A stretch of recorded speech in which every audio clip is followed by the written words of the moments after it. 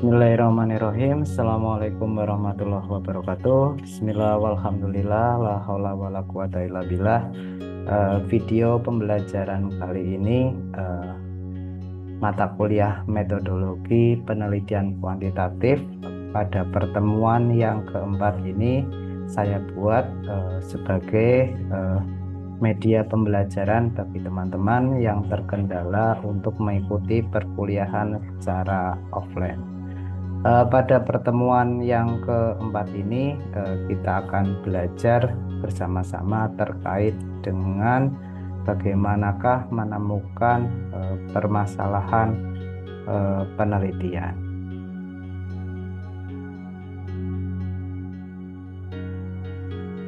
Sudah kita pelajari pada pertemuan sebelumnya bahwa penelitian itu merupakan sebuah proses ilmiah, sistematis, dan objektif yang meliputi pengumpulan dan analisis data untuk mencari solusi atau jawaban terhadap sebuah permasalahan.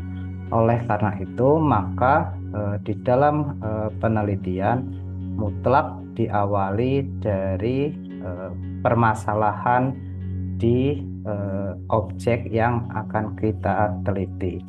Oleh karena itu, teman-teman, saya harap mulai dari sekarang cobalah kembangkan, nyalakan radar sensitivitas keilmuan teman-teman untuk mengamati di sekitar teman-teman sendiri atau mungkin di media sosial, di televisi, di internet terkait dengan permasalahan-permasalahan yang muncul terkait dengan menarik atau tidak ya kalau masalah tersebut kita angkat dalam penelitian. Jadi masalah penelitian itu secara umum bisa dibedakan menjadi dua, yaitu fenomena gap dan riset gap. Menurut Prof. Sugiono bahwa masalah itu merupakan penyimpangan dari apa yang seharusnya dengan apa yang terjadi. Penyimpangan antara teori dengan praktik, penyimpangan antara aturan dengan pelaksanaan, penyimpangan antara pengalaman masa lalu dengan yang terjadi sekarang. Sehingga bisa dirumuskan bahwa fenomena gap itu setidaknya meliputi ada 4 jenis, yaitu ekspektasi dengan realita, gap antara ekspektasi dengan realita, gap antara teori dengan praktek, gap atau kesenjangan antara aturan dengan pelaksanaan, kesenjangan antara masa lalu dengan masa sekarang. Nah, contohnya adalah sebagai berikut.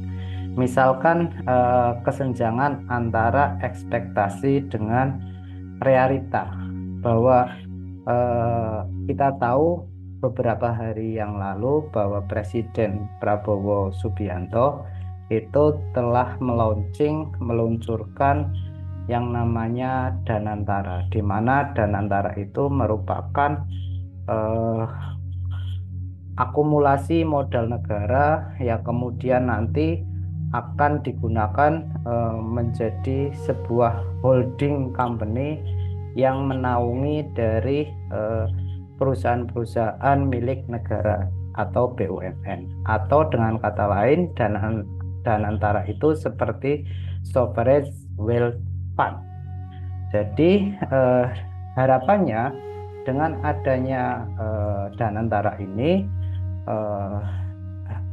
bisa lebih menghidupkan terkait dengan iklim dunia bisnis di Indonesia, lebih menghidupkan lagi terkait dengan penyaluran investasi pemerintah sehingga akan memicu pertumbuhan ekonomi. Namun terkait dengan adanya Danantara ini, respon dari bursa saham pasar modal, yaitu kemarin ketika Danantara ini di launching, dirilis, malah yang terjadi adalah jatuhnya bergugurannya harga-harga saham atau IHSG, indeks harga saham gabungan. Atas fenomena ini ada beberapa judul yang mungkin menarik untuk diteliti. Di antaranya adalah bagaimanakah hubungan antara sovereign wealth fund dan harga saham syariah. Jadi teman-teman bisa menulis judul analisis hubungan antara sovereign wealth fund dan harga saham syariah. Atau mungkin judul yang kedua adalah analisis perbandingan harga saham syariah dan volume perdagangan sebelum dan sesudah pembentukan Danantara. Nah, ini ya untuk judul yang kedua menggunakan pendekatan uji komparasi. Sementara untuk yang pertama itu adalah menggunakan pendekatan analisis korelasi. Yang selanjutnya adalah kesenjangan antara teori dengan praktek. Jadi, misalkan teman-teman melakukan observasi di internet. Di situ ditemukan bahwa fakta bahwa menurut data BPS, laju pertumbuhan ekonomi pasca COVID dari tahun 2022 sampai sekarang itu relatif stabil di kisaran angka 5%. Nah, salah satu indikator dari pertumbuhan ekonomi itu adalah terkait dengan IHSG, lagi-lagi kembali ke IHSG. Namun jika ditelisik, jika diamati untuk data IHSG dari tahun 2022 hingga tahun 2024 bisa diamati dalam grafik nomor 2 tersebut bahwa jika dicermati trennya fluktuatif, grafiknya fluktuatif. Nah, ini kan berarti tidak sejalan dengan teorinya bahwa menyatakan bahwa indikator pertumbuhan ekonomi yaitu IHSG, jika IHSG-nya stabil, relatif meningkat, maka pertumbuhan ekonomi juga akan mengikuti. Nah, indikator yang ketiga adalah inflasi. Kita tahu sendiri bahwa inflasi itu salah satu faktor yang mempengaruhi pertumbuhan ekonomi. Dalam hal ini tentunya adalah inflasi yang terkendali ya. Adanya inflasi itu bukan hal yang buruk bagi pertumbuhan ekonomi. Namun inflasi yang terkendali sedikit demi sedikit adanya kenaikan, nah itu yang memacu pertumbuhan ekonomi. Tetapi jika kita amati tren inflasi, grafik inflasi dari tahun 2023 ke 2024 itu mengalami fluktuasi. Pertama-tama di kisaran 2,6%, kemudian naik sampai dengan 3%, kemudian turun kembali ke inflasi 1,5%. Nah, hal ini tentunya tidak konsisten dengan teori.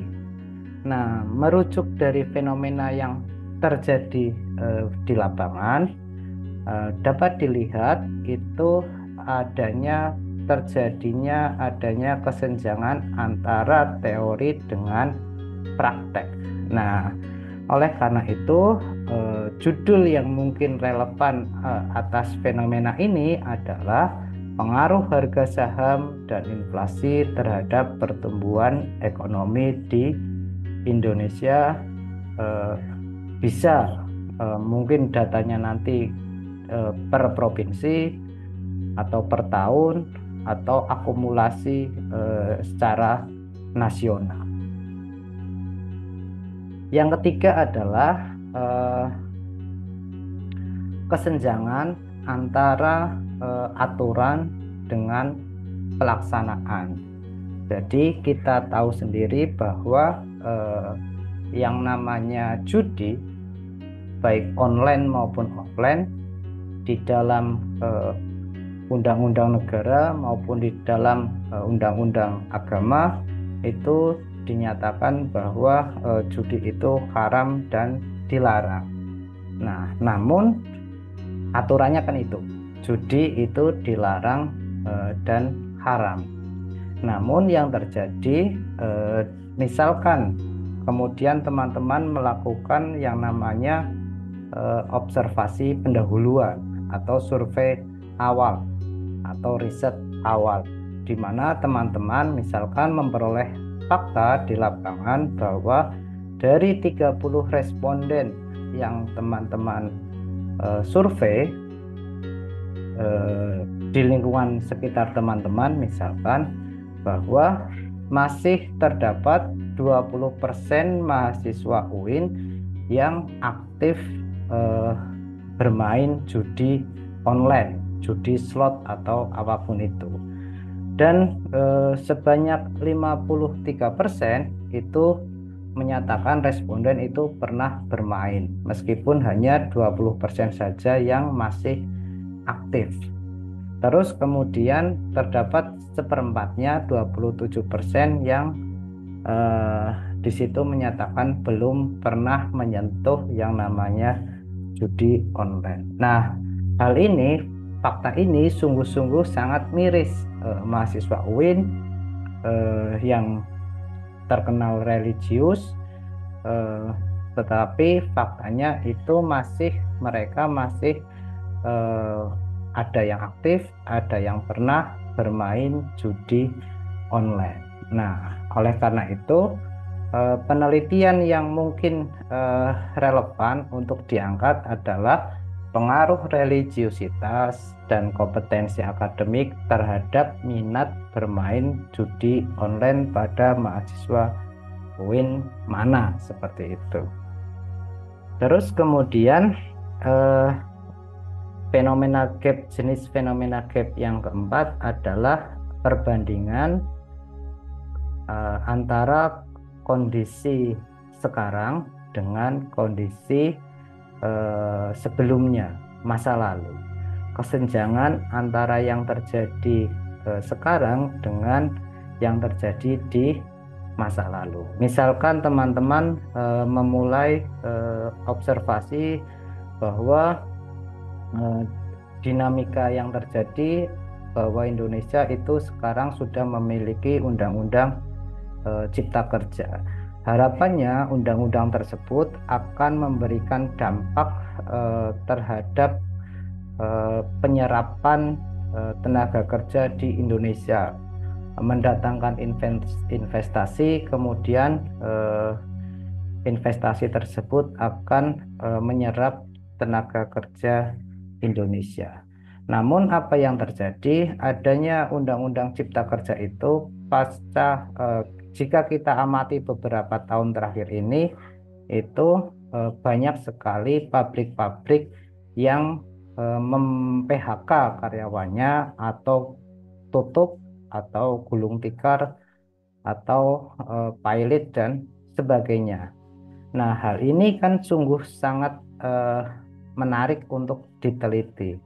Dan penelitian yang mungkin teman-teman bisa lakukan adalah misalkan analisis perbandingan tingkat pengangguran terbuka sebelum dan sesudah adanya Undang-Undang Cipta Kerja.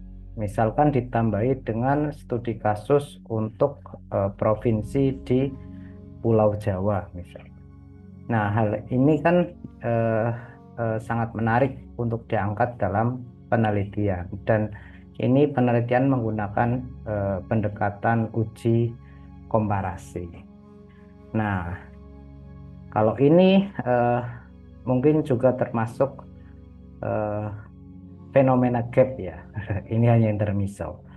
Nah, teman-teman di dalam membuat fenomena gap, menemukan permasalahan penelitian seperti yang saya contohkan tadi, harus didukung dengan data.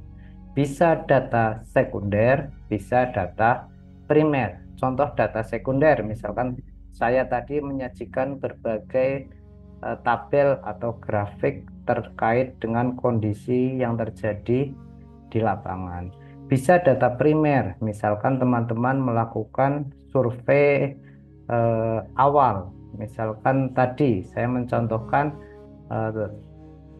teman-teman melakukan survei terkait dengan ada tidak sih mahasiswa UIN yang eh, bermain judi online. Nah, ini menjadi syarat mutlak untuk membuat fenomena gap di dalam mencari yang namanya permasalahan penelitian.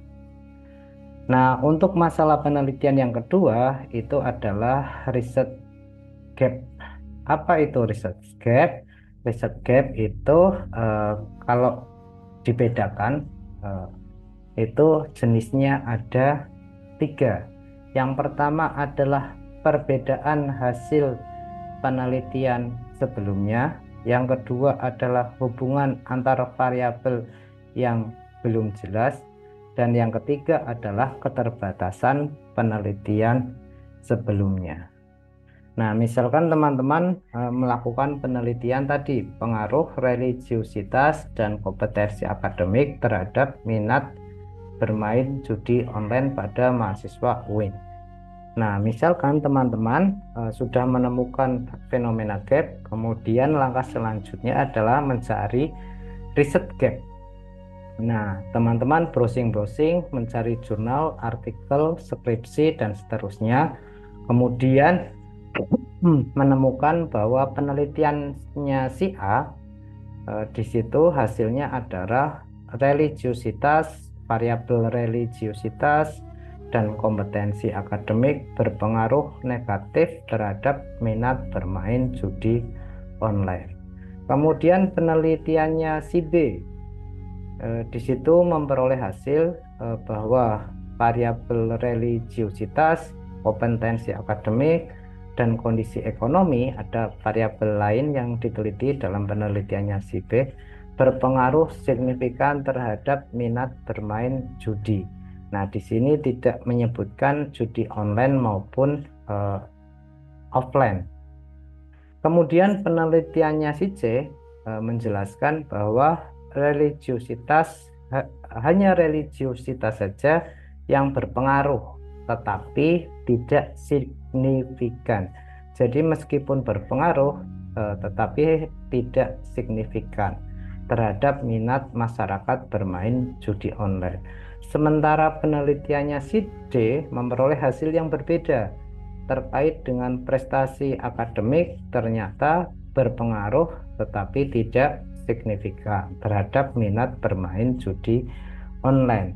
Nah, dari keempat penelitian ini bisa diamati bahwa keempatnya itu memperoleh hasil yang bervariasi, hasil yang berbeda-beda. Oleh karena itu, merujuk dari fenomena yang tadi di atas dijelaskan, kemudian penelitian terdahulu yang menunjukkan hasil yang bervariasi, maka peneliti tertarik untuk mengambil judul pengaruh religiusitas dan kompetensi akademik terhadap minat bermain judi online pada mahasiswa UIN, misalkan seperti itu. Itu adalah paragraf penutup pada bab pendahuluan di bab 1. Kemudian hubungan antar variabel yang belum jelas. Misalkan teman-teman akan meneliti terkait dengan pengaruh pekerjaan dan pendidikan terhadap minat bertransaksi pada saham syariah. Teman-teman sudah mencari referensi di berbagai sumber. Ini misalkan ya, di berbagai sumber ternyata belum ada pendapat ahli yang secara tegas dan kuat dan didukung dengan pendapat yang lain atau penelitian terdahulu di situ juga masih sangat jarang, mungkin hanya terdapat beberapa penelitian saja, kemudian rujukan teori juga terbatas, dan kemudian hal ini yang membuat teman-teman merasa ragu bahwa variabel yang teman-teman angkat ini itu memiliki pengaruh yang bagaimana sih terhadap variabel terikatnya. variabel independen pendidikan dan pekerjaan yang teman-teman angkat, menurut rujukan teori-teori maupun penelitian sebelumnya, masih belum clear bagaimana pengaruhnya terhadap minat bertransaksi pada saham syariah. Nah, karena hubungan antar variabel yang belum jelas tersebut, karena keterbatasan teori dan penelitian sebelumnya yang belum banyak, maka teman-teman juga bisa mengangkat ini menjadi riset gap. Terus riset gap yang selanjutnya adalah adanya keterbatasan pada penelitian sebelumnya. Misalkan teman-teman mengangkat penelitian bagaimana pengaruh risk profile dan good corporate governance terhadap nilai perusahaan perbankan go public. Nah, teman-teman memperoleh pada salah satu penelitian sebelumnya, di situ tentunya penelitian yang sangat identik atau sangat mirip, yang paling mendekati dengan penelitian yang teman-teman lakukan. Di situ menjelaskan bahwa keterbatasan pada penelitian sebelumnya adalah sampel yang digunakan hanya sebatas perbankan non syariah, sehingga data yang digunakan masih belum dapat mencakup seluruh data perbankan yang ada di Indonesia. Nah, dari keterbatasan penelitian sebelumnya yang teman-teman lakukan, itu juga bisa diangkat menjadi riset gap, di mana kemudian teman-teman memperbaiki keterbatasan pada penelitian sebelumnya, kemudian diakomodir, diterapkan pada penelitian yang teman-teman lakukan. Kalau dulu penelitiannya hanya perbankan non syariah, sekarang teman-teman melakukan penelitian dengan objek penelitiannya adalah perbankan go public, baik syariah maupun non syariah. Nah, dari ketiga jenis riset gap tersebut sebenarnya oke semua, tetapi yang paling sering yang digunakan oleh pembimbing, dosen pembimbing, yaitu jenis yang pertama ini. Adakah hasil yang menunjukkan hasil yang bervariasi, yang berbeda-beda, yang tidak konsisten pada penelitian sebelumnya. Jadi ini yang menurut saya dan menurut karena dijadikan sebagai rujukan dari dosen-dosen pembimbing yang lain, yang namanya riset gap itu adalah yang jenis yang ini, walaupun ada jenis-jenis yang lain. Jadi teman-teman setelah memperoleh fenomena gap, permasalahan penelitian, kemudian cari yang namanya riset gap, yaitu adanya hasil yang tidak konsisten, hasil yang berbeda-beda, hasil yang bervariasi antara penelitian sebelumnya yang pernah dilakukan. Nah, selanjutnya yaitu adalah silakan teman-teman cek e-learning sebagai bahan pembelajaran, output pembelajaran pada pertemuan keempat ini. Silakan saya minta teman-teman untuk melakukan pra-riset, melakukan observasi baik online maupun offline sesuai dengan keilmuan teman-teman. Kalau yang ekonomi Islam berarti riset seputar bidang ekonomi Islam. Kalau yang teman-teman berasal dari prodi perbankan syariah, ya berarti terkait dengan perbankan syariah. Bisa online, bisa offline. Nah, lalu kemudian temukanlah yang pertama adalah fenomena gap. Tadi kesenjangan cari salah satunya saja, yaitu kesenjangan bisa antara teori dengan praktek, bisa harapan ekspektasi dengan realita, bisa kesenjangan antara kondisi masa sekarang dengan masa lalu, bisa kesenjangan antara aturan dengan pelaksanaan. Pilih salah satu eh, dari hasil observasi teman-teman, dari hasil riset teman-teman, kemudian jadikan itu sebagai fenomena gap-nya. Dan ingat, fenomena gap itu harus didukung dengan data. Bisa data primer, bisa data sekunder. Kemudian yang kedua adalah carilah riset gap.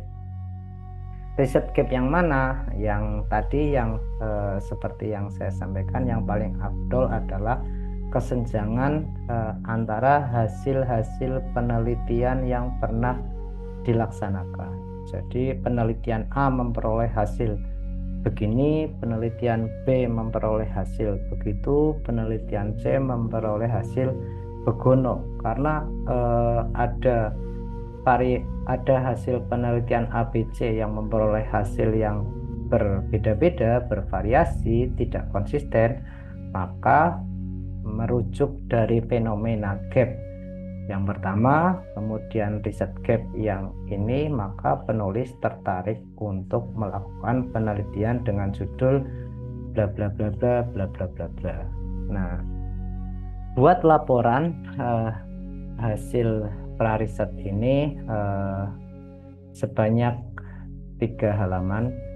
Laporannya dalam bentuk narasi, kemudian minimal 3 halaman A4, kemudian submit dalam waktu 5 kali 24 jam di e-learning. Itu yang bisa saya sampaikan sebagai perkuliahan pertemuan yang keempat. Selanjutnya jika ada pertanyaan, silakan teman-teman bisa tulis di kolom komentar. Kunci keberhasilan adalah kerja keras, ketekunan, dan yang paling penting adalah kejujuran dalam segala hal. Itu akhirul kalam. Wassalamualaikum warahmatullahi wabarakatuh.